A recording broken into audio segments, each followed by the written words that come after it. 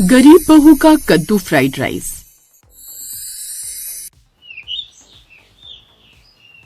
बेलापुर गांव खूबसूरती से भरपूर था। उस गांव में नदी किनारे रहते थे रामविलास जी, जिनके बड़े बेटे विकास की शादी को कुछ समय हुआ था।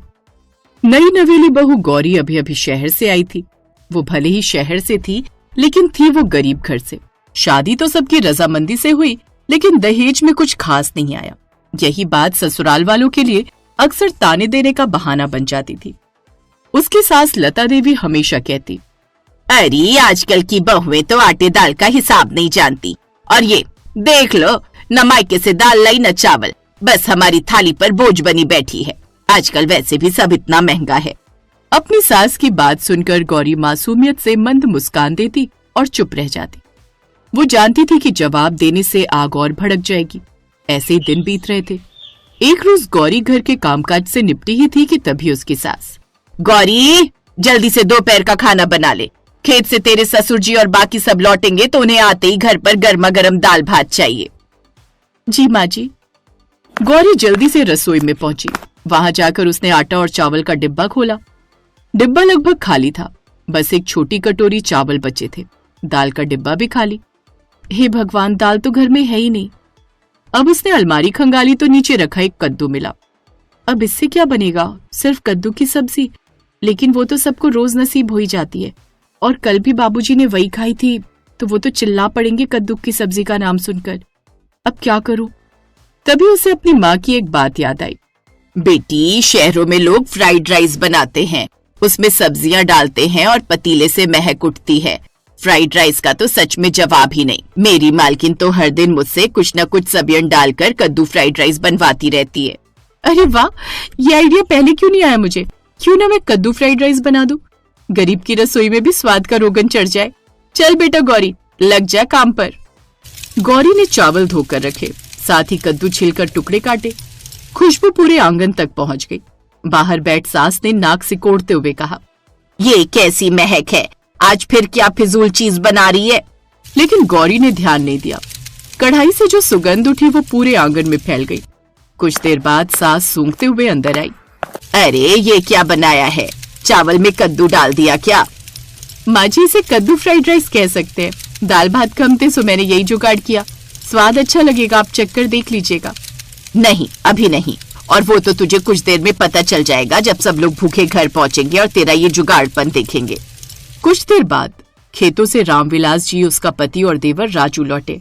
आ गए आप सब? जल्दी से हाथ मुंह धो लीजिए, मैं खाना लगा देती हूँ। हाँ बहू, बहुत जोरों की भूख लगी है, जल्दी परोस दे। कुछ देर बाद गौरी ने उनके सामने गरम गरम कद्दू फ्राइड राइस रखे, जिन्हें देखकर वो लोग हैरान रह गए। बहू, ये क्या बनाया है?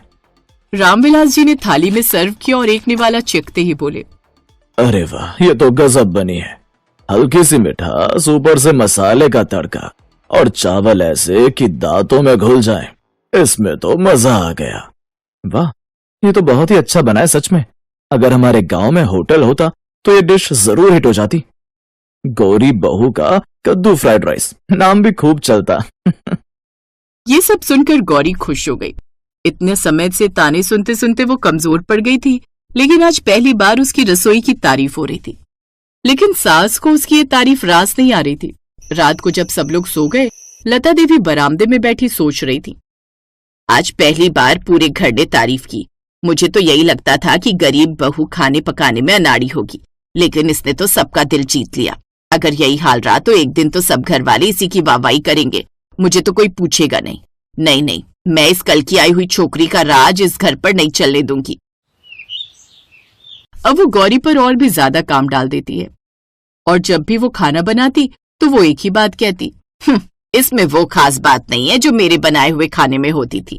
पता है, सब रिश्तेदार मेरे हाथों के बने खाने की ही तारीफ करते होंगे, लेकिन साहस तो ये है कि बहू को मसालों का तजुर्बा तुझसे कई गुना बेहतर है। गौरी के बने कद्दू फ्राइड राइस अब घर में सबको पसंद आते, और अब वो उससे हर दूसरे दिन उसे बनाने को कहते। एक रोज पड़ोस की कमला काकी उनके घर खुशबू सूंघते हुए आ गई। बहू, बड़ी अच्छी खुशबू है, जरा चखा तो, ऐसा क्या बनाया है तूने? कद्दू का फ्राइड राइस है काकी, अभी लाती हूँ। हैं? वो क्या होता है? होती है उटपटांग सी चीज। जब इसे कुछ समझ नहीं आता तो ये यही करती है। कुछ देर बाद गौरी काकी के लिए भी लेकर आती है, जो कि उसको भी बड़ा पसंद आता है। वाह भाई, हमने पूरी उम्र निकाल दी, लेकिन हमें नहीं पता था कि कद्दू की ऐसी भी कोई चीज बनती है। लता, तू तो बड़ी खुशकिस्मत है जो इतनी अच्छी बहू मिली है तुझे। अब कमला मोहल्ले में जाकर भी उसके खाने की तारीफ करती है, जिसे सुनकर सांस चढ़ जाती, और अब वो गौरी को किसी न किसी बहाने से और भी परेशान करती। ऐसे ही दिन बीतते हैं। कुछ दिन बाद गांव में मेले का आयोजन हुआ। गौरी के घर वालों ने उसे फ्राइड राइस मेले में बेचने की सलाह दी। मैं जानता हूँ गौरी, ऐसी चीज किसी ने भी पूरे गांव में नहीं खाई होगी। तुम्हारा कद्दू फ्राइड राइस सचमुच का कमाल का है। अगर तुम उसे मेले में बेचोगी तो देखना वो सबको पसंद आएगा। क्या आप सच कह रहे हैं? कोई जरूरत नहीं है। अब क्या हमारे घर की बहू ये सब काम करेगी? अरे तो क्या हो गया भाग्यवान, अगर उसमें कोई हुनर है तो वो उसे दिखा सकती है, और इसमें बुराई क्या है? गांव की और औरतें भी तो ये काम कर रही हैं। मैंने कह दिया ना, ये सब हमारे यहाँ नहीं चलेगा तो मतलब नहीं चलेगा। लता ये सब कही रही थी कि तभी अचानक उसके पेट में तेज दर्द उठने लगा। मेरा पेट, ये अचानक से अरे लता, ये अचानक क्या हो गया तुम्हें? विकास बेटा, चलो जल्दी से अस्पताल ले चलते हैं। वो सब उसे जल्दी से अस्पताल ले जाते हैं, जहां डॉक्टर उनका चेकअप करते हैं। इनके पेट में पथरी है, हमें जल्द से जल्द इनका ऑपरेशन करना होगा। आप 50,000 जमा करवा दीजिए। क्या 50,000? लेकिन इतने पैसे तो हमारे पास नहीं है डॉक्टर साहब। तो फिर इन्हें घर ले जाइए। नहीं नहीं, आप इनको ऑपरेशन शुरू कीजिए, पैसों का इंतजाम मैं करती हूँ। लेकिन तुम पैसे कहाँ से लाओगी?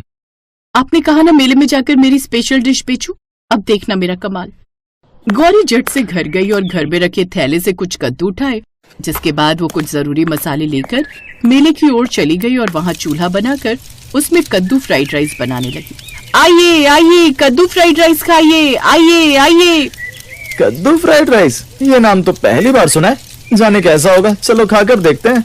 उस ग्राहक ने जैसे ही कद्दू फ्राइड राइस चखा तो उंगलियां चाटते रह गए। इससे अच्छी चीज आज तक उसने नहीं खाई थी। ऐसे ही एक एक कर और लोग भी उसके पास आए और खाने लगे। सबको बड़े पसंद आए और उसकी अब अच्छी खासी बिक्री होने लगी। पहले ही दिन उसने 6,000 की कमाई कर ली। अब विकास भी अगले दिन से उसकी मदद के लिए आने लगा। अब वो जल्दी जल्दी फ्राइड राइस बनाती जाती और विकास सबको देता जाता। रोज वाले ग्राहक तो उनके पास आने ही लगे, लेकिन उसके साथ और भी कई ग्राहक आ गए और अगले दिन और भी ज्यादा कमाई हुई। ऐसे ही हर रोज वो अस्पताल में जाकर पैसे भरते जाते, जिससे उसकी सास का इलाज शुरू हो गया। और कुछ ही दिनों में उन्होंने उस मेले में कद्दू फ्राइड राइस बेचकर ही 1 लाख रुपए कमा लिए और लता का इलाज सही से हो गया। देखा लता, हमारी बहू कितनी होशियार है। ये आज जो भी मुमकिन हो पाया है ना, इसी की वजह से हो पाया है। इसने तेरे इलाज का खर्चा किया है। तू जानती है, ये पूरे गांव में कद्दू फ्राइड राइस वाली बहू के नाम से मशहूर हो गई है। क्या मेरी बहू ने इतनी तरक्की कर ली? जिसे मैंने इतना गलत समझा वो तो कितनी होशियार निकली। अब वो लता को लेकर घर आ गए। अब गौरी ने घर में एक नई परंपरा शुरू कर दी।